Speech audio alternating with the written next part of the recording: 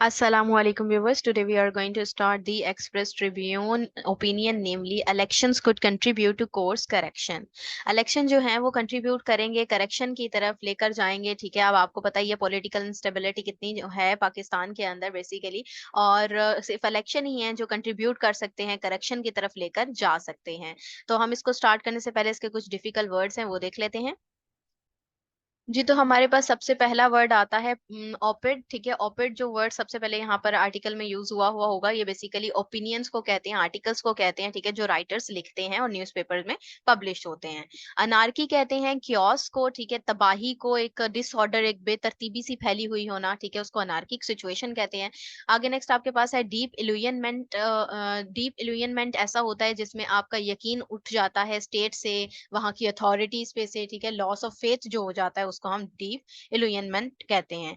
Reorientation कहते हैं जी changes का होना। ठीक है, रीएडजस्ट होना, दोबारा से चीजों का तब्दीली की तरफ आना। फॉइस्टेड होता है बाय फोर्स, किसी बंदे को फोर्स कर देना, उस पर किसी किस्म की जबरदस्ती चीज को इम्पोज कर देना, नेगेटिव कनोटेशन के साथ ये वर्ड आता है।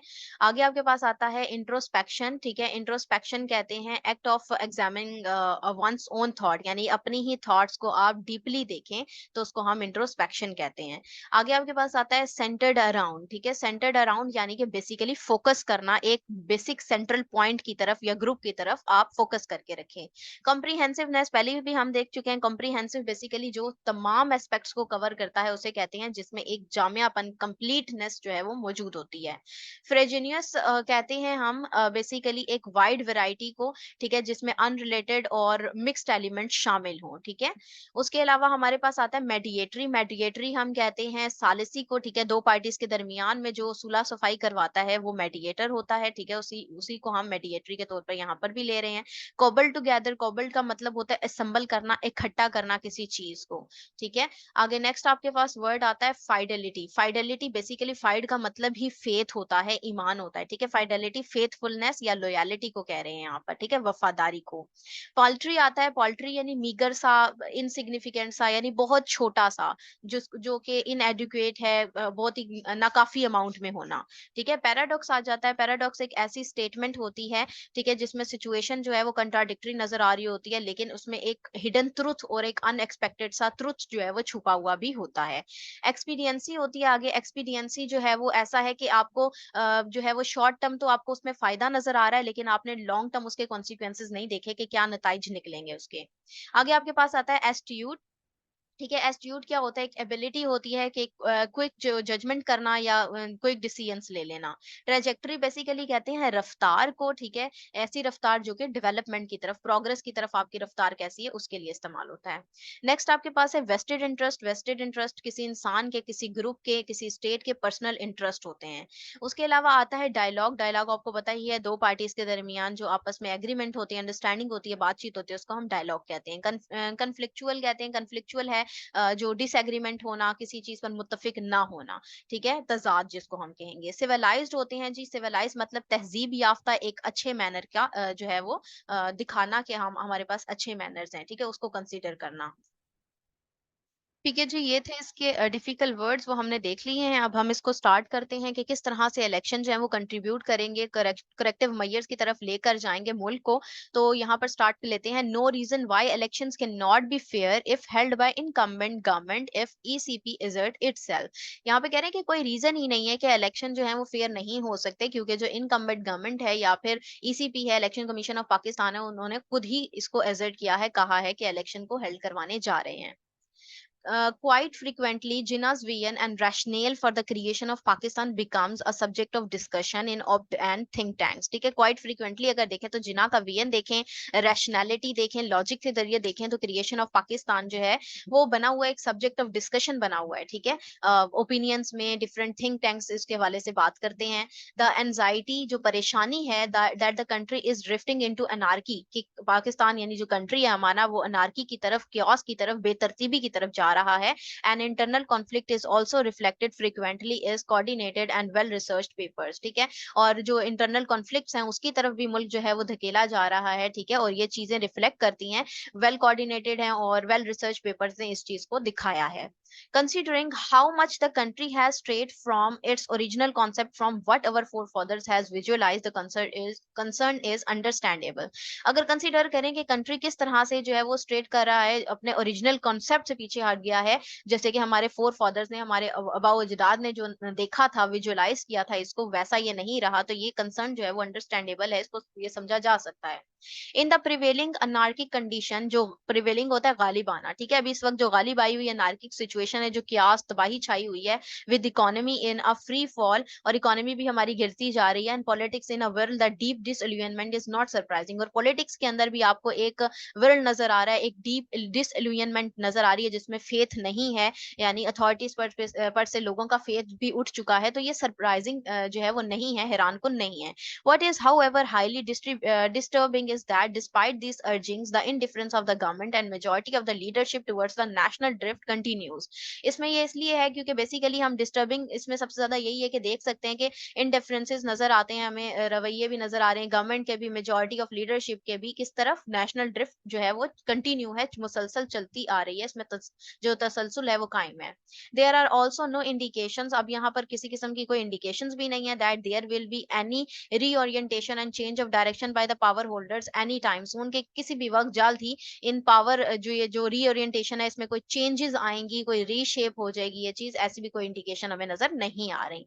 The national elections in Feb next year would probably given the PMLN and PPP a facet of credibility to return to power, ठीक है, फेब में जो इलेक्शन है होने नेक्स्ट ईयर, ठीक है, तो उन्होंने उसने पीएमएलएन और पीपीपी को ये एक क्रेडिबिलिटी दे दी है, दोबारा से एक साख दे दी है कि वो दोबारा से पावर की तरफ आ जाए।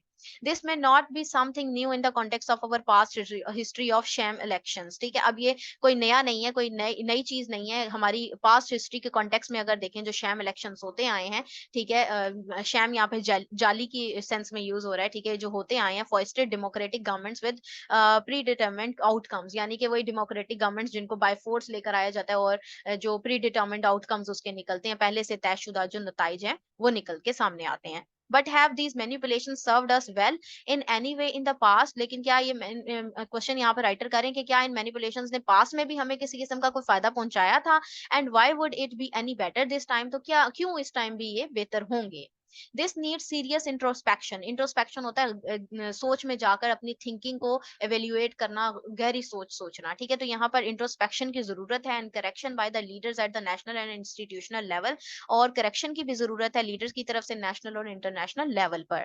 There has been comprehensive research and studies for the fall and decay of the nations, तो यहाँ पर एक कम्प्रीहेंसिव सी एक कंप्लीट रिसर्च हुई है, स्टडी हुई है फॉल और डिके के ऊपर, कोमो के फॉल और डिके के ऊपर, that are well known and documented, जो कि वेल नोन भी हैं, डॉक्यूमेंटेड भी हैं, but these seldom serve as reminder or breaks to a leadership that is mostly centered around itself with a small coterie of self seekers, ठीक है, लेकिन ये सर्व नहीं करती या रिमाइंड नहीं करवाती लीडरशिप को, जो कि मोस्टली जो है वो सेल्फ सेंटर्ड ही हैं, अपने बारे में ही चीजों को देख रहे होते हैं। The role of the military and other state institution commonly bracketed or groups as establishment continues to steer the country in accordance with their VN and worldwide, filling the void created by failed policies and weak governance of the civil leadership. जो role है, role of military और other state institutions हैं, वो commonly bracketed हैं या grouped हैं establishment के तौर पर, ठीक है, वो कंटिन्यूसली वो कंट्री को स्टीयर कर रहे हैं, यानी कि उस तरह ही घुमा रहे हैं जिस तरह से उनका अपना वीएन है, जिस तरह से वो सोचते हैं, ठीक है, और इस वाइड को क्रिएट करते हैं, वो फेल्ड पॉलिसीज नजर आती हैं, उसकी वजह से हमें वीक गवर्नेंस नजर आती है, ठीक है, सिविल लीडरशिप में। As experience has shown repeatedly, जैसे कि बार बार जो है एक्सपीरियंस जो अपने आप को शो कर रहा है, this further weakens the democratic culture, और ये हमारे जमहूरी कल्चर को, सकाफत को वीकर कर रहा है फर्दर मजीद, एंड इकोनॉमी सफर सीरियसली, और हमारी जो मैशत है वो सीरियसली संगीनी के साथ जो है वो सफर कर रही है। There are other glaring weaknesses that need to be corrected, यहाँ पर मजीद जो ग्लेयरिंग वीकनेसेस मौजूद हैं जिनको जरूरत है कि ठीक किया जाए। The concept of N interim government is flawed, जो इंटरिम गवर्नमेंट का कॉन्सेप्ट है वो भी फ्लॉड है। It does not have a power base and lakhs credibility, इसके पास कोई पावर नहीं है, पावर बेस नहीं है, और क्रेडिबिलिटी यानी साख की सलाहियत की भी कमी है। It's main source of strength is the banking of the military leadership, इसका मेन सोर्स जो है वो यही है कि उसको बैक कर रही है military leadership. There is no reason why elections can not be fair if held by the incumbent governments if election commissions or authority asserts itself as in the case in India and other democracies. तो यहाँ पर कोई ऐसा reason नहीं है कि election जो है वो फेयर नहीं होंगे, क्योंकि इनकम्बेंट गवर्नमेंट जो है और इलेक्शन कमीशन ऑफ पाकिस्तान ने खुद ये एजर्ट किया है। और जैसे कि अगर हम केस में देख सकते हैं, दूसरे केसेस में भी इंडिया और दूसरी डेमोक्रेसीज यानी जमहूरियतों में भी ये देख सकते हैं। If we continue to strengthen the democratic character of the state, then any departure or weakness will invite strong resistance and correction will follows. ठीक है, अगर हम कंटिन्यू करते हैं स्ट्रेंथन करने के लिए डेमोक्रेटिक कैरेक्टर को, तो स्टेट जो है उसका अगर किसी किस्म का भी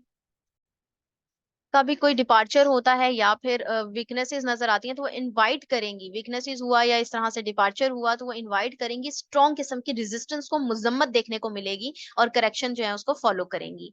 द ल्यूकवार्म रिस्पॉन्स और total indifference of the general public and incoherent debate in the media of the election delay. ठीक है, अब आपको पता है ल्यूकवार्म एक गर्मा गर्मी छाई हुई है, रिस्पॉन्स मिल रहे हैं इस चीज में। और जनरल पब्लिक के हवाले से आप ये इनके देख सकते हैं, ओपिनियंस दे सकते हैं। ठीक है, और डिबेट चली हुई है मीडिया के ऊपर भी इलेक्शन डिले पर।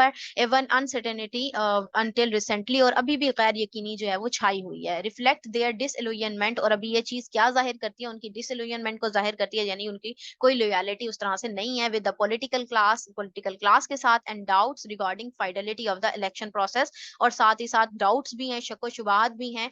ये जो फाइडेलिटी है यानी फेथ, अगर इलेक्शन प्रोसेस की बात की जाए तो उसके ऊपर किसी किस्म की यकीनी जो है यकीन लोगों को नहीं है।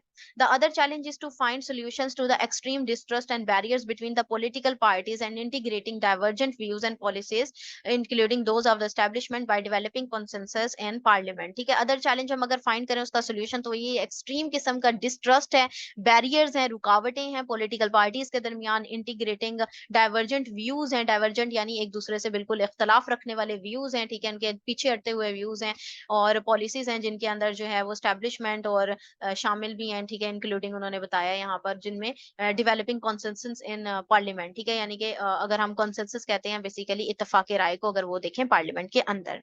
Presently, the most disconcerting fact is that the economy is in a free fall and depends on periodic paltry dues from IMF and having borrowing from external sources at high interest rate.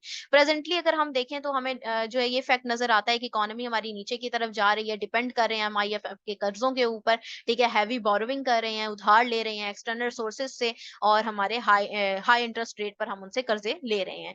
To turn it around would need sound fiscal and monetary policies, the tax the rich and not further burden the poor। तो यहाँ पर physical policy और monitoring policies की एक अशद जरूरत है, जिसमें tax लगाए जाए अमीरों पर और गरीबों पर मजीद बर्डन ना डाला जाए, which the government due to political expediency and self interest has so far fail to implement. लेकिन यहाँ पर गवर्नमेंट जो है वो सेल्फ आप इंटरेस्ट की वजह से उनकी देखें, या पॉलिटिकल एक्सपीडियंसी मैंने आपको बताया था कि छोटे पैमाने पर एक शॉर्ट टर्म वो फायदा देखते हैं और लॉन्ग टर्म कॉन्सिक्वेंसेज नहीं देखते, तो इस वजह से वो फेल्ड रहे हैं इस चीज को इम्प्लीमेंट करने में।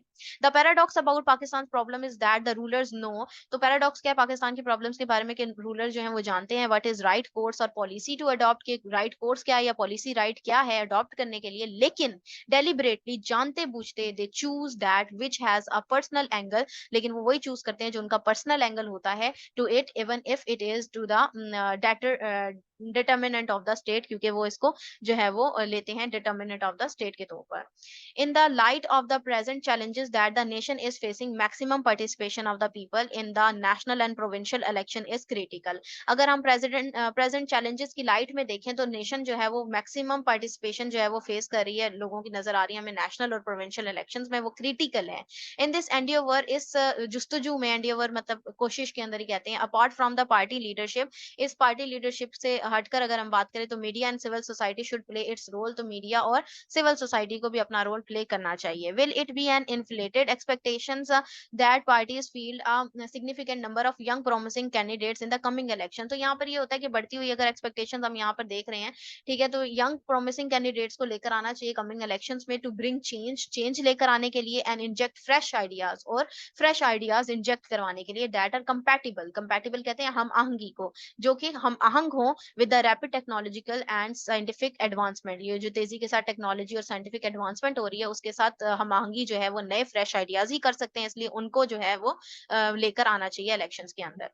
Currently we are lagging far behind other countries in terms of progress in IT sector, and in order to correct this trajectory there need to be increased involvement from the younger generation. तो यहाँ पर अगर हम देखें तो हम बहुत पीछे रह गए हैं दूसरी कंट्री से आईटी सेक्टर के अंदर। अगर हम देखें अपनी रफ्तार देखें अगर हम तो यहाँ पर इन्वॉल्वमेंट होनी चाहिए यंगर जनरेशन की, ठीक है, who are in general more technologically astute, ठीक है, जो कि स्किलफुल हैं टेक्नोलॉजिकली ज्यादा, and have a better understanding about the kinds of development occurring in the field, और उनके पास बेहतरीन जो बेटर किस्म की अंडरस्टैंडिंग है, ठीक है, अगर हम इस फील्ड के अंदर उनको डिफरेंट डेवलपमेंट्स में उनका नजरिया देखें तो।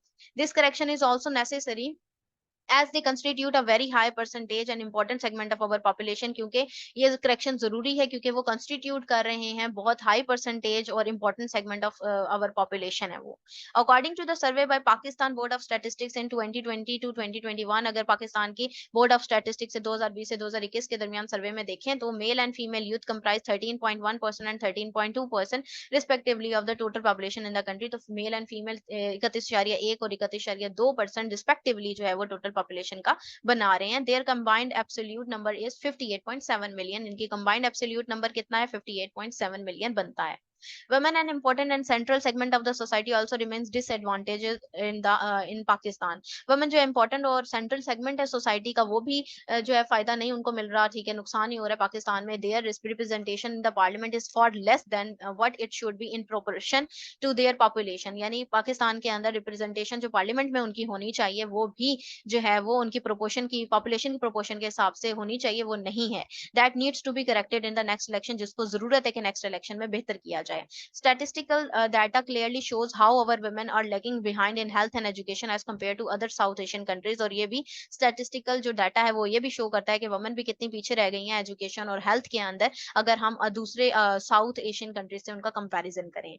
Not realizing the lack of sensitivity of the government to the basic right of women has a significant impact in the long term and act as a drag on the nation। और ये भी हम realise नहीं करते कि lack of sensitivity है government की यहाँ पर कि जो बेसिक राइट ऑफ वुमेन है वो सिग्निफिकेंटली इम्पैक्ट करते हैं लॉन्ग टर्म के हवाले से और नेशन के हवाले से भी।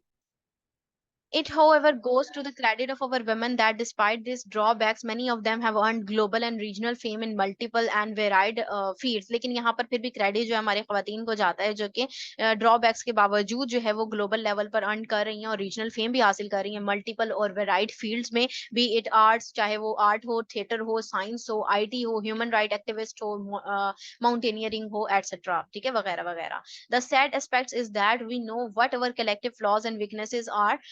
तो ये सैड एस्पेक्ट यही है कि हम जानते हैं कि हमारे जो कलेक्टिव फ्लॉज और वीकनेसेस क्या हैं, but have become prisoners of narrow personal and group vested interest. लेकिन फिर भी हम कैदी बने हुए हैं नैरो और तंग नजर जो पर्सनल है उनके और ग्रुप वेस्टेड इंटरेस्ट जो हैं उनकी हम जो है वो प्रिजनर्स बने हुए हैं। Pakistan can not afford to remain on the side lines. Pakistan जो है वो अफोर्ड नहीं कर सकता साइड लाइन्स में perpetually dependent on foreign assistance, और पाकिस्तान फॉरेन असिस्टेंस पर ही बरकरार है कि उन पर ही डिपेंड कर रहा है मुसलसल। A broad-based national dialogue that includes the leadership of political parties and reputed think tanks। तो ये एक broad-based national dialogue है जिसमें leadership of political parties और reputed think tanks शामिल हैं, economists शामिल हैं, मीडिया पर्सनल हैं जो would help in building national consensus on critical issues, जो कि help कर सकते हैं जो national इत्तेफाक राय लेकर आए अगर इन critical issues पर। तो for reaching economic reforms and course correction that the country needs should be given high priority by the incoming government। तो फॉर रीचिंग इकोनॉमिक रिफॉर्म्स अगर देखी जाए,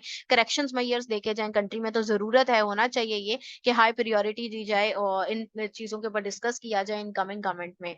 कन्फ्लिक्चुअल and personalise politics should give way, ठीक है, और जो तनाज़ों वाली और पर्सनलाइज पॉलिटिक्स है उनको गिव वे कर देना चाहिए to a more civilise and purposeful interaction, और मजीद जो है तहजीब याफ्ता और पर्पसफुल इंटरेक्शन करवाई जाए पार्लियामेंट के अंदर एंड इन पब्लिक डिस्कोर्स, और पब्लिक डिस्कोर्स भी हो, कम्युनिकेशंस भी हो, that serve the interest of the people, जो सर्व करेंगे लोगों के इंटरेस्ट को, और इसी तरह से एक कंट्री जो है वो तरक्की की राह पर गामजन हो सकता है।